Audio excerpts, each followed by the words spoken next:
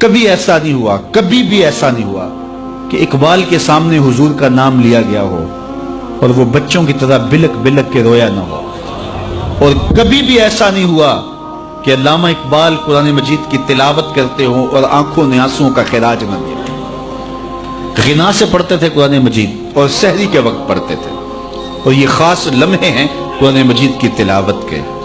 جب آخری عمر آئی 1938 کے اندر، آپ کے گلے کا مسئلہ ہو گیا تھا، تو جو ہے وہ کلام مشکل ہو گیا تھا۔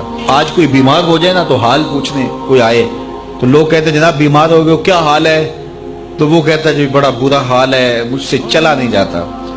کوئی کہتا ہے جو کھانے پینے کا شوقین ہو، وہ کہتا ہے جی بیماری آ گئی، اب تو کوئی چیز کھا ہی نہیں سکتا، کیونکہ اس کی ترجیحات کھانے پینے کی ہوتی ہیں۔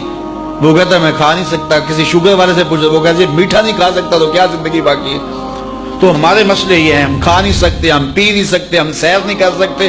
اقبال سے کسی نے آ کے حال پوچھا کہ تم بتاؤ کیا حال ہے؟ تو اقبال نے کہا لطف قرآن سحر باقی نہ مان۔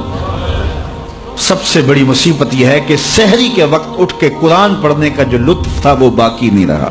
کاش کہ قرآن کو اس انداز سے میں پڑھ سکتا۔ تو اقبال قرآن مجید کی تلاوت کو حفظ جاں بنائے ہوئے تھے۔ کہتے ہیں اب طبیعت ساتھ نہیں دے رہی، ورنہ میرا جی چاہتا ہے کہ امت کو سب سے بڑا تحفہ دے کے جاؤں، اور وہ کیا؟ قرآن مجید پہ کچھ نوٹ لکھ جاؤں، اور وہ سب سے بڑا کام ہوگا جو میں امت کو دے کے جاؤں گا۔ انہوں نے بال جبریل لکھی، انہوں نے زبور عجم لکھی، جاوید نامہ لکھا، اسرار و رموز لکھی، چھ باعث کردہ اقوام شرق، کیسی کیسی کتابیں لکھی جو عجوبہ روزگار سمجھی جاتی ہیں۔ لیکن اس کے باوجود کہا کہ اگر میں قرآن مجید پہ نوٹ لکھ کے جاتا تو یہ سب سے بڑا کام تھا جو میں قوم کو دے کے جاتا۔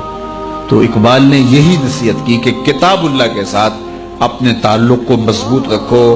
کتاب زندہ قرآن حکیم، حکمت او لا یزالستو قدیم، یہ زندہ کتاب ہے، ہر دور کے تقاضوں کو پورا کرتی ہے اور زندگی بخش کتاب ہے۔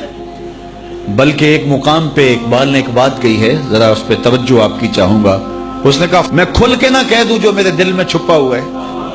کتاب اللہ پہ بات کرتے کرتے اقبال نے کہا فاش می گوئم، کیا میں کھل کے جو میرے دل کے اندر چھپا ہوا ابھی تک میں بیان نہیں کیا؟ پھر کہتا ہے ای کتاب نیست چیزیں دیگرست، یہ کتاب نہیں، یہ کوئی اور ہی شے ہے۔ گر تو می خواہی مسلمہ زیستن، نیست ممکن جز بقرآن زیستن، اگر تو مومن بن کے جینا چاہتا ہے تو قرآن کے بغیر ایک قدم بھی نہیں جی سکتا ہے، ایک سانس بھی نہیں جی سکتا، ایک قدم بھی نہیں چل سکتا۔